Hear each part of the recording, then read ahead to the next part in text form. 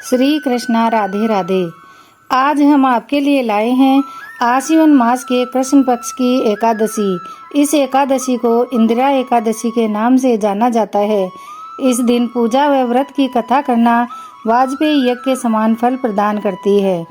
इंदिरा एकादशी का व्रत विशेष रूप से पितरों की आत्मा की शांति के लिए किया जाता है। पौराणिक मान्यता है कि इस दिन विधि पूर्वक व्रत करने से, पितरों के निमित्त श्राद्ध और दान करने से पितरों को मोक्ष की प्राप्ति होती है और उन्हें मुक्ति मिल जाती है। इंदिरा एकादशी व्रत कथा का वर्णन महाभारत में स्वयं भगवान श्री कृष्ण ने किया था। आइए सुनते हैं इंदिरा एकादशी की व्रत कथा। एक बार की बात है, सतयुग में इंद्रसेन नाम का एक राजा महिष्मती नामक क्षेत्र पर शासन किया करते थे। इंद्रसेन परम विष्णु भक्त और धर्मपरायण राजा थे और सुचारू रूप से अपना राजकाज चला रहे थे। एक बार देव ऋषि नारद का उनकी सभा में आगमन हुआ। राजा ने देव ऋषि नारद का आदर सत्कार किया और उनसे आने का कारण पूछा। नारद जी ने कहा कि मैं कुछ समय पहले यमलोक गया था, वहाँ मेरी मुलाकात आपके पिताजी से हुई थी।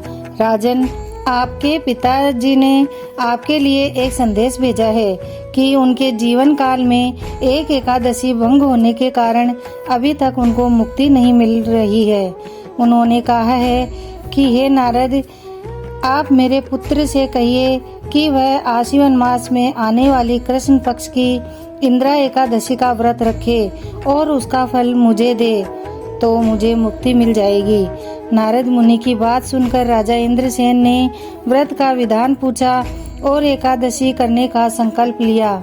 राजा ने पितृपक्ष की इंदिरा एकादशी का विधि पूर्वक पालन किया और अपने पितरों के निमित्त मौन रहकर ब्राह्मण भोज कराया और गोदान किया। इस प्रकार राजा के व्रत व पूजन करने से उनके पिता को यमलोक से मुक्ति मिल गई और वैकुंठ लोक की प्राप्ति हुई।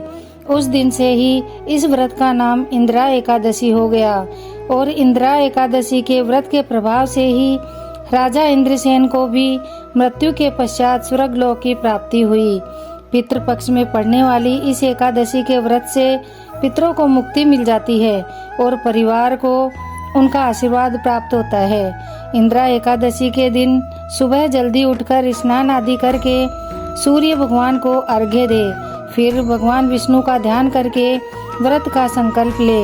अपने पितरों को याद करते हुए भगवान विष्णु की तस्वीर पर गंगा जल छिड़के, पुष्प रोली चढ़ाए और चावल का भोग लगाए और भोग में तुलसी की पत्ती जरूर रखे।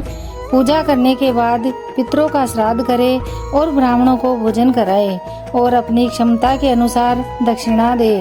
ये सब करने से आपके पितरों को मुक्ति मिलती है और पूरे परिवार पर पितरों का आशीर्वाद बना रहता है। जो भी प्रेम पूर्वक यह एकादशी विधि विधान से करता है, उसके जीवन में सब काम बिना रुकावट के होते हैं, क्योंकि वे पितृ दोष से मुक्त रहते हैं। हे भगवान, जैसे राजा इंद्रसेन व उनके पिता को मुक्ति और वैकुंठ धाम मिला, वैसे हम सब को भी मुक्ति मिले तथा कथा कहने वाले, सुनने वाले व हुंकार भरने वाले सबको मुक्ति मिले। बोलो विष्णु भगवान की जय। बोलो इंदिरा एकादशी की जय।